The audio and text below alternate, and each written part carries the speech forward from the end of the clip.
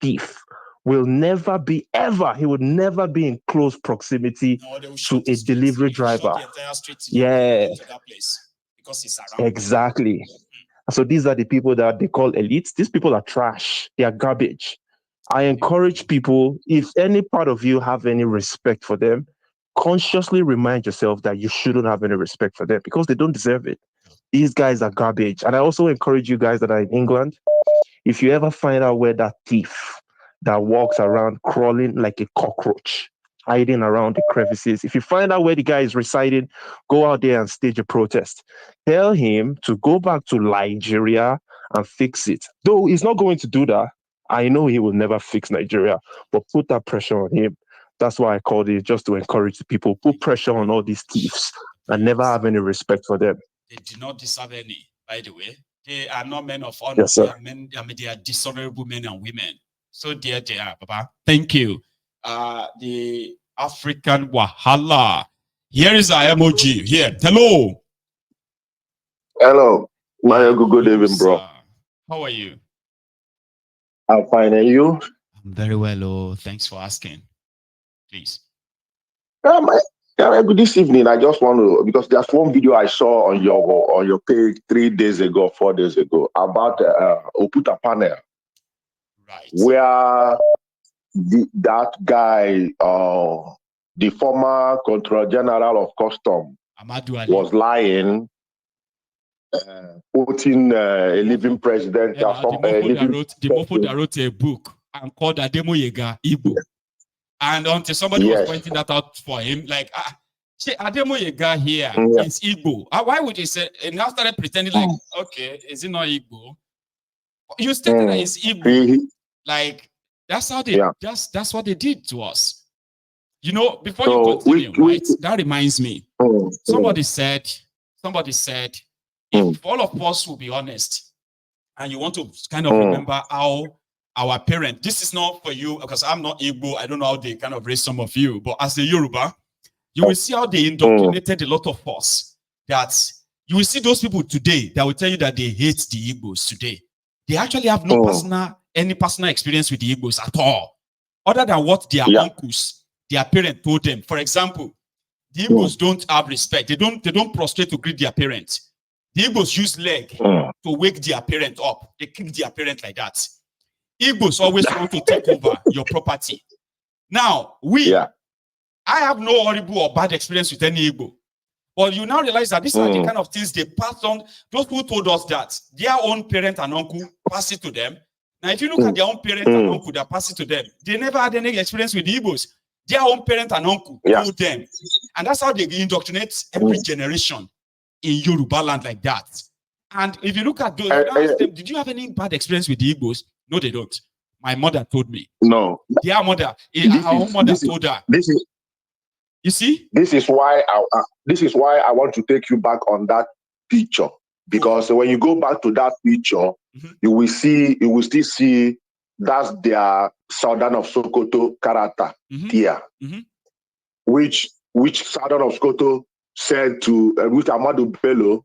Then now they are putting Amadou Bello picture as if those guys that staged that queue that time. If that thing is not even queue, that is revolution that they did.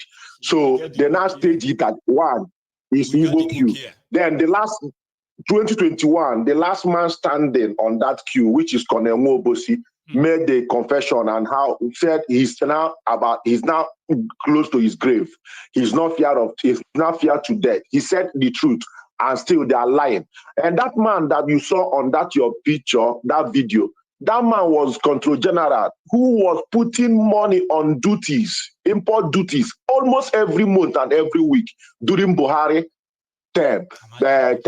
And that man was the one that refused to put on custom uniform.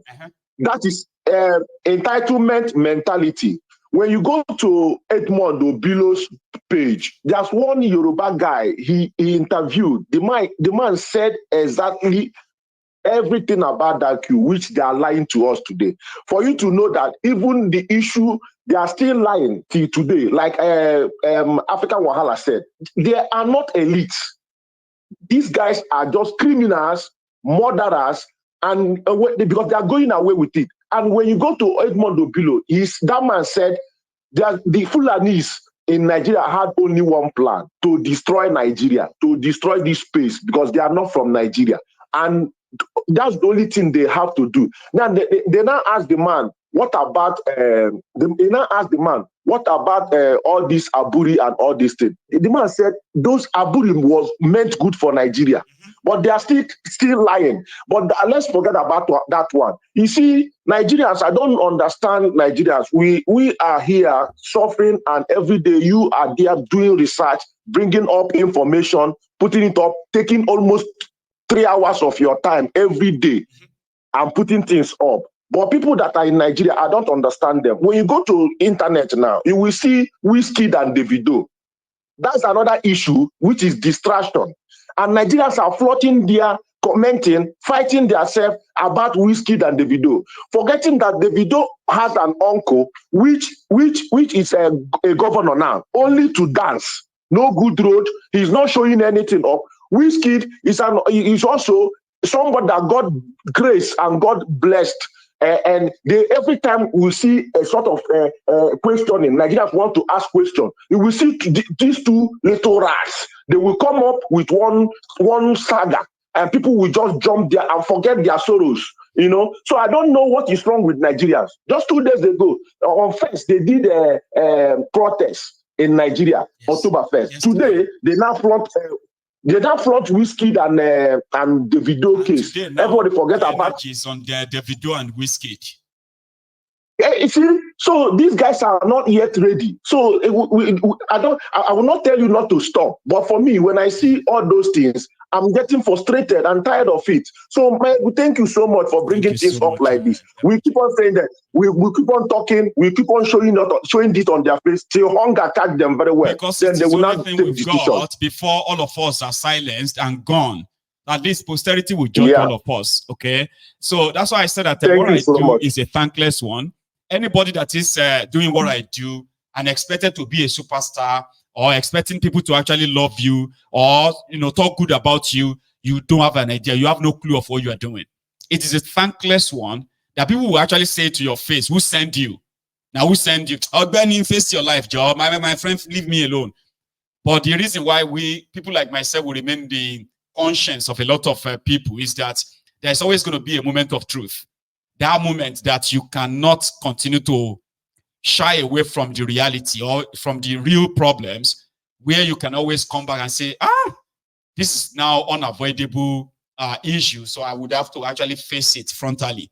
So yeah, that's why I told people here many times that you do not owe me anything. I appreciate all the love. I appreciate all of the support, which mostly things I did not really envisage until they came my way. But what I am doing is just to keep all of us subconsciously awake.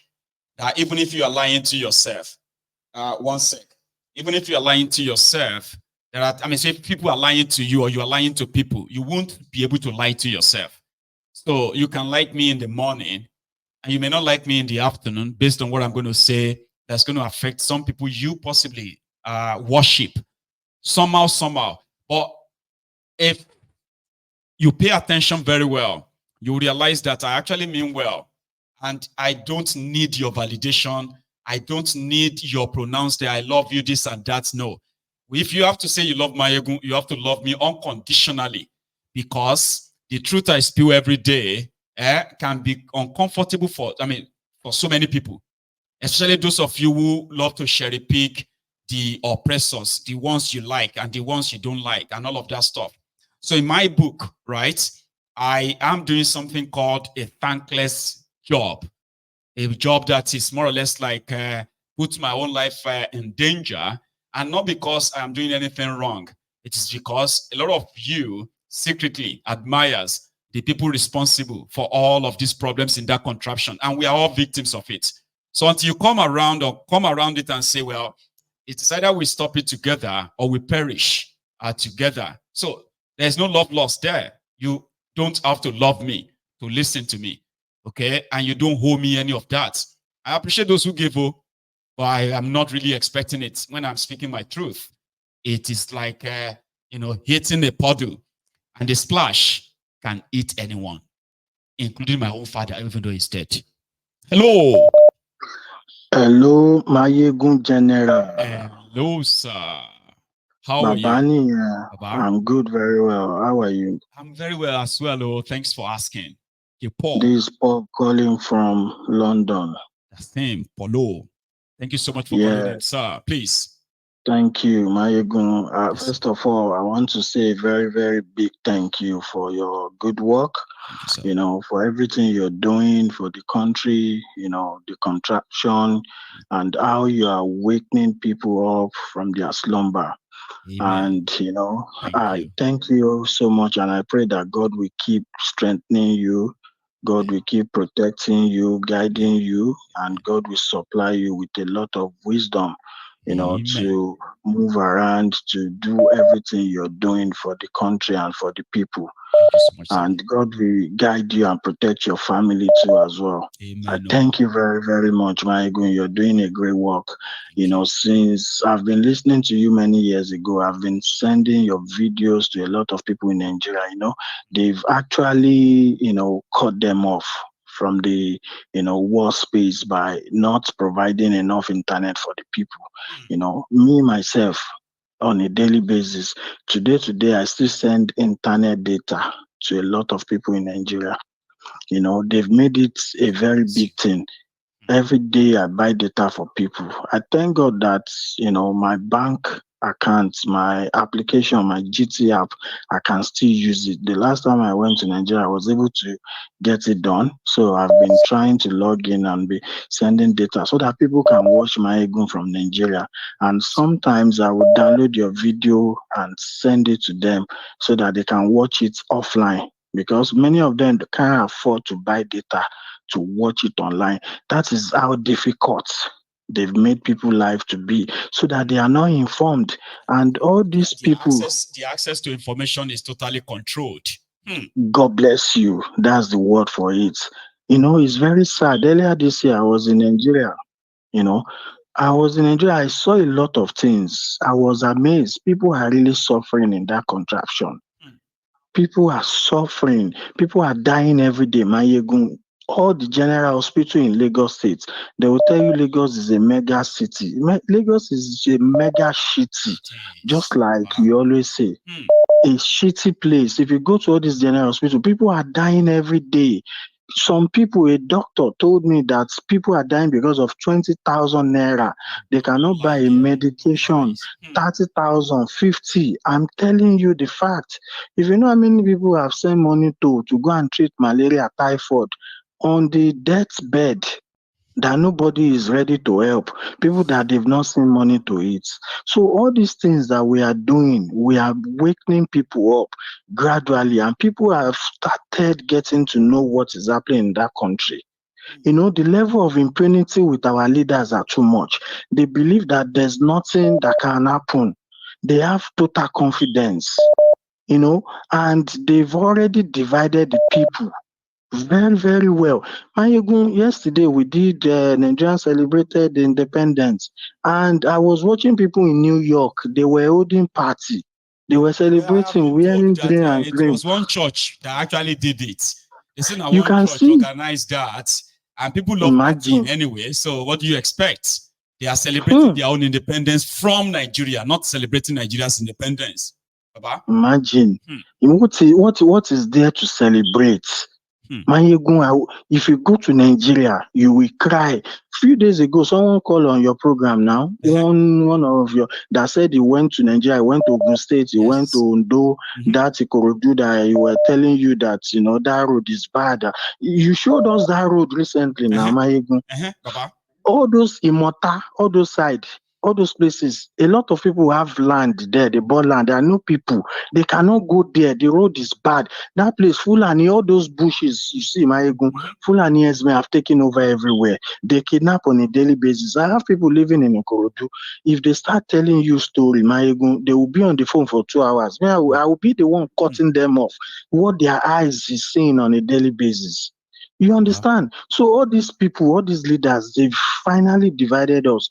Look at people in New York yesterday. Say, I feel I just wish I had some kind of power to just flog all of them away from that rubbish they were celebrating. They are celebrating madness. They are celebrating impunity, corruption, celebrating all sorts of, craziness.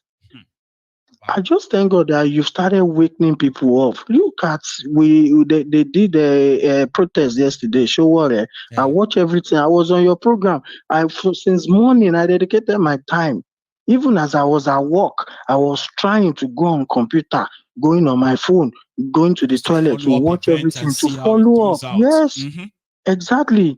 And I could see the numbers of people that came outside. Even the people I have in Lagos, in Ibadan, all of they are begging me, they're calling me, they need money. They've not. I said, you're all stupid. They are protesting. Why can't you join them? When I was in Nigeria back in the days, I lead protests. I was a student in the university, one of the state university. I lead protests. I work with all these politicians. I know them. They've used us. They've dumped us.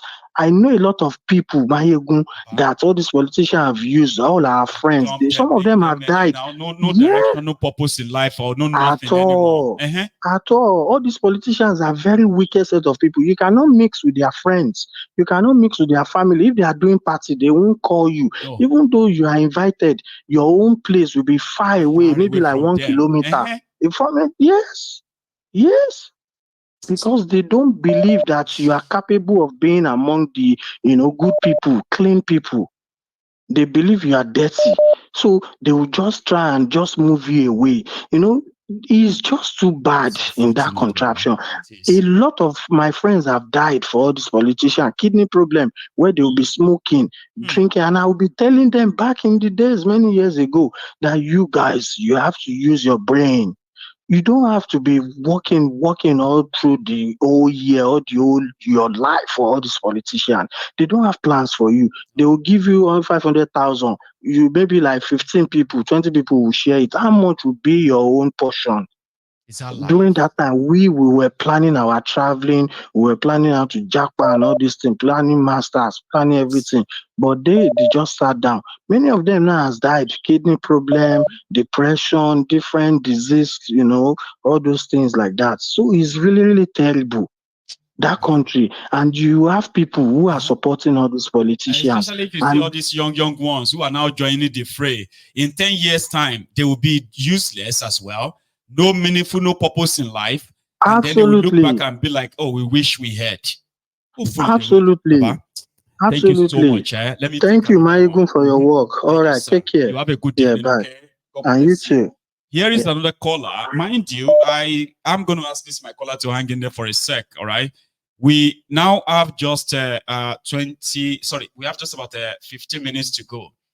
Please, if you are still with us and you haven't really liked the broadcast, kindly do, because we are just going to take maybe another 1 or 2 more calls, and that's going to be us this evening. So don't let that pass without you liking the broadcast. Here is Adiola. Hello, Baba. How are you? Baba, we did okay. We did very, very all right. I just called just probably to share my own thoughts about this so-called independence. This independence, but I don't think I'm from top to bottom, like Buhari would say, very useless man like that. Very, very useless person. And for me, is an anomaly to celebrate independence. From what? What is here to celebrate? Even the concept of independence and dependency, one has to really understand the trickery behind all these words. There is no time that our ancestors traveled all the way to the ports in Liverpool, to the docks, with a begging bowl, begging any country for resources. We were independent originally. Your independence is inside of you. They can't take it away, inalienable rights. It's my point. So for you to celebrate independence is an anomaly. Is an anomaly. Your independence that gave you exactly freedom. It's telling you, giving you freedom, but you were never, so it's all in the mind. It's all in the mind. They've shackled you to think that, we've given you independence, we've given you development, Now we're giving you are free. Pretty much but like, was I in bondage before? We were not in bondage, because if you went to different parts of Africa back in those days, even when they came, they saw legal systems. They saw people that had courts. They had their own court system. They had their ways of settling disputes. They had their own architecture. They had everything that was working in order. It was a civilization. This is my point. So the moment you understand that there was a civilization, they had a way of settling disputes. They had trade routes. They had silk routes. They had all these things. Even there was an artwork that was done by one of the guys from Britain that came to us and saw the Benin Empire, and he saw story building, and he drew